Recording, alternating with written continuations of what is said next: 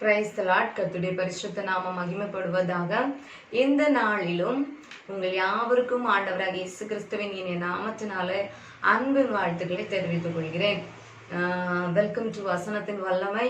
இந்த நிகழ்ச்சியில வசனத்தினால் ஒரு மனிதன் பெற்றுக்கொண்ட நன்மைகள், வசனம் ஒரு மனிதனுக்குள்ளாக செயல்படக்கூடிய காரியம், வசனத்தை கொண்டு ஜெபிப்பது எப்படி, இப்படிப்பட்ட காரியங்களை நாங்கள் தொகுத்து வழங்குகிறோம். தொடர்ந்து கேளுங்க. இந்த நாளிலும் என்னுடைய வேதாகம கல்லூரியில் நடந்த ஒரு சம்பவத்தை நான் உங்கள் முன்பதாக சொல்லி உங்களோடு அதை நான் பகிர்ந்து கொள்ள விரும்புகிறேன்.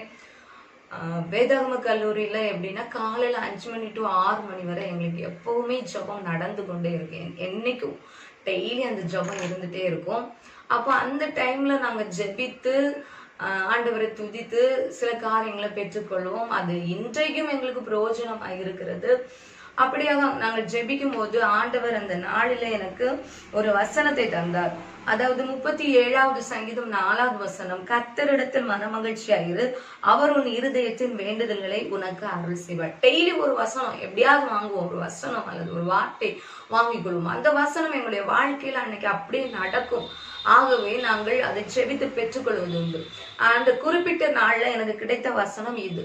அப்போ நான் ஆண்டவர்கிட்ட மகிழ்ச்சியாகவே ஆண்டவர் துதித்து, அப்பா என் இருதயத்தின் வேண்டுதல்களை நீங்க நிறைவேற்றணும் அப்படின்னு சொல்லிட்டு நான் ஜெபித்து அந்த வசனத்தை பெற்றுக்கொண்டேன்.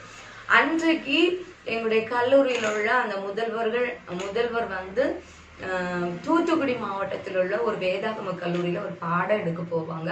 பாடம் எடுக்க போகும்போது எங்கள்ல யாரையாவது 2 பேர் துணைக்கு கூட்டிட்டு போவாங்க. அப்போ என்னையும் அன்பரசி அப்படின்னு சொல்லிட்டு ஒரு பிள்ளையும் அன்னைக்கு கூட்டிட்டு போனாங்க. அவளை நாங்க அன்பு அப்படின்னு செல்லமா சுருக்கமா கூப்பிடுவது உண்டு.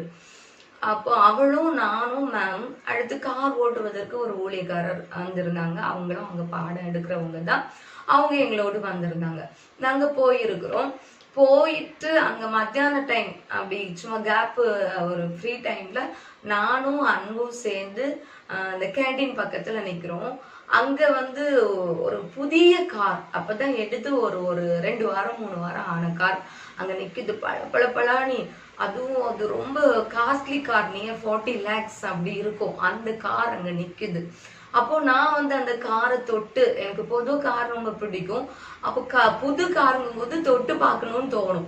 அப்ப தொட்டு அதை தடவி, அன்பே இந்த கார்ல எல்லாம் நம்ம என்னைக்கு போறோம் அப்படி கேக்குறேன். அன்பு சொல்றா, போகலாம் மரியம்மா, ஆண்டவர் நினைச்சா நம்ம போகலாம் அப்படின்ட்டு.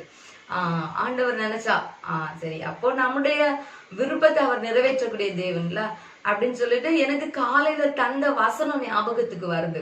உடனே நான் இந்த வசனத்தை நினைவு கூர்ந்து, அப்ப மன மகிழ்ச்சியா இருந்தா வேண்டுதலை நிறைவேற்றுவீங்கல்ல, நிஜமா நீங்க நிறைவேற்றுவீங்களா அப்படி சொல்லிட்டு நான் ஒரு கொஸ்டின் மார்க்கோட அது அப்படி இருக்குது. நாங்க சாப்பிட்றோம். அப்புறம் மத்தியானம் ஆச்சு, கிளம்பி இங்க வர்றோம். கிளம்பி நாங்க ஊருக்கு வந்துட்டு இருக்கோம். கார் வந்து கரெக்டா அந்த கருங்குளத்துல ஒரு பெட்ரோல் பல்க் இருக்கு. அந்த பெட்ரோல் பல்க்குள்ள கார் போய் பெட்ரோல் போட்டுட்டு திரும்ப ஆன் ஆகும்போது கார் டவுன் ஆயிடுச்சு. கார் டவுன் ஆனோன்னா அவங்களுக்கு டென்ஷனா இருக்கு. கார் பெட்ரோல் ஊழியர்கள், அந்த பெட்ரோல் பல்க்ல உள்ள ஊழியர்கள் வந்து காரை மூவ் பண்ணி யாருக்கும் டிஸ்டர்பன்ஸ் இல்லாம அதுல கொண்டு விடுறாங்க. மேம் வந்து ஒவ்வொருத்தருக்கா ஃபோன் பண்ணி பாக்குறாங்க. அந்த பிரதர் வந்துட்டு பக்கத்துல இருக்க மெக்கானிக்காரை கூட்டிட்டு வந்தாங்க. வந்து காரை பார்த்தா மெக்கானிக் வந்து சொல்றாரு, அது கம்பெனிக்கு தான் நீங்க ஃபோன் பண்ணணும், எதுவும் லாக் ஆயிடுச்சு அப்படின்னு சொன்னாரு. கம்பெனிக்கு ஃபோன் பண்ணோம். கம்பெனிக்கு ஃபோன் பண்ணா காரை வந்து எடுத்துட்டு போவாங்க, அப்புறம் சரி பண்ணி உங்க வீட்டுல கொண்டு விடுவாங்க அப்படின்னு சொன்னாங்க. ஓகே, அன்னைக்கு அப்படி நடந்து அந்த மேம் வந்து அந்த ஸ்தாபனத்துக்கு ஃபோன் பண்ணாங்க. ஸ்தாபனத்துல இருந்து சரி உங்களுக்கு ஒரு வாகனம் அனுப்பி வைக்கலாம், நீங்க வீட்டுக்கு போங்க அப்படின்னு சொல்லிட்டு அங்க இருந்து அனுப்பி வைக்கிறாங்க. எந்த காரை நாங்க தொட்டு பார்த்து இந்த கார்ல நம்ம என்னைக்கு பிரயாணம் போறோம், என்னைக்கு இந்த கார்ல நம்ம வந்து போக போறோம்னு சொல்லிட்டு நாங்க ஆசைப்பட்டோமோ அதே கார் ஒரு டிரைவரோட வருது.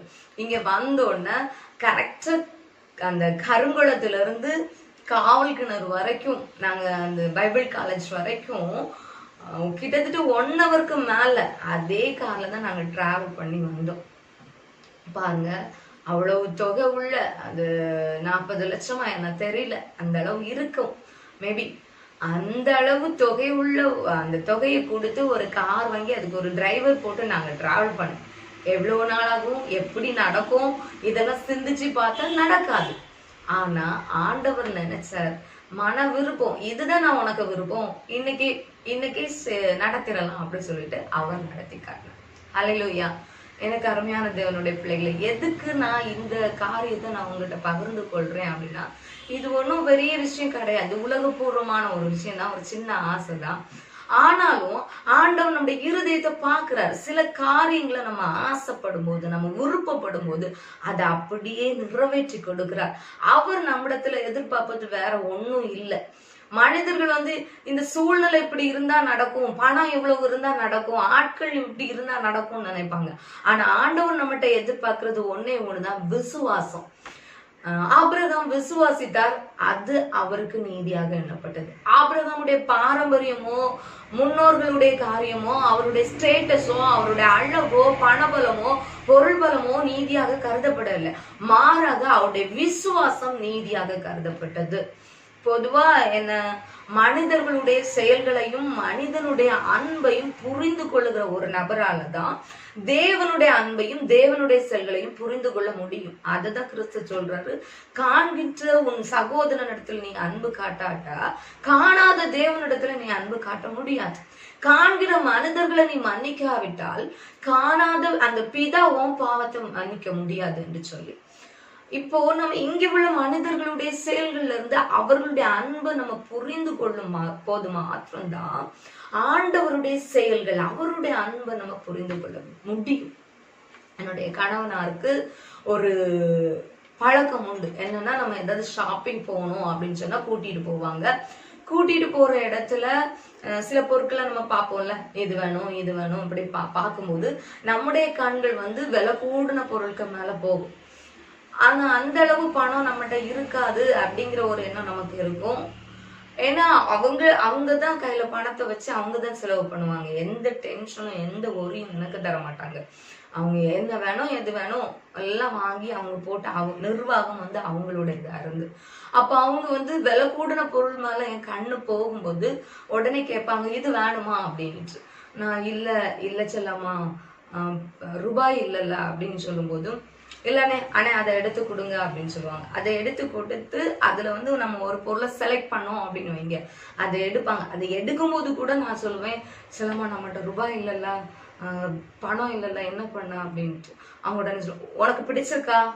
ஆமா செல்லம்மா எனக்கு பிடிச்சிருக்கு, எடுத்துக்கோ, ஹாப்பியா இரு, அவ்வளவுதான்.